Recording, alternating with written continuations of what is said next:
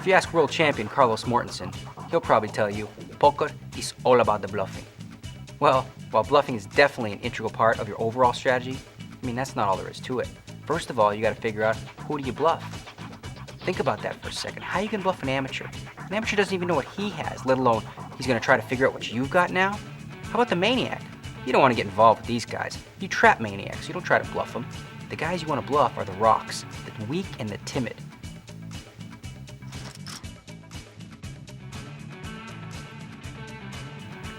There's more than one way to bluff. You can try a desperate, stone-cold bluff on the river when you've got absolutely no hand.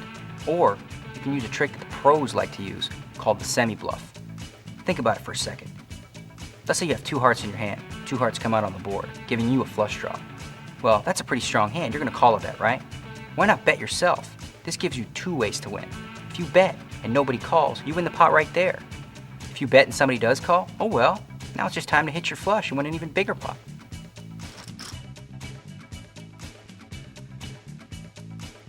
I see far too many rookies throwing out that desperation bet on the river thinking that's the only way they can win. But that's not how you bluff. You gotta set up a bluff early in the hand. It's like telling a story.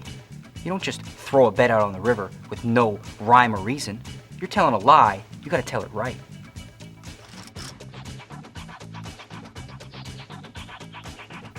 You know why position is so important in Texas Hold'em? I'll tell you why. Bluffing. When you get to see what your opponents do before you have to act, you get so much more information that you can use against them. Think about it.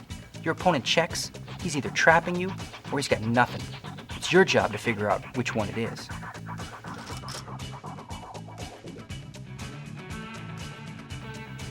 This is no time to get cute. There's too many people in the pot to try bluffing wildly when there's so many people that could hit the flop.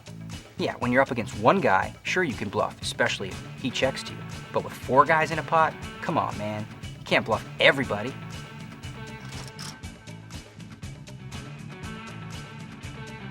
So why would you ever show a bluff? I'll tell you why.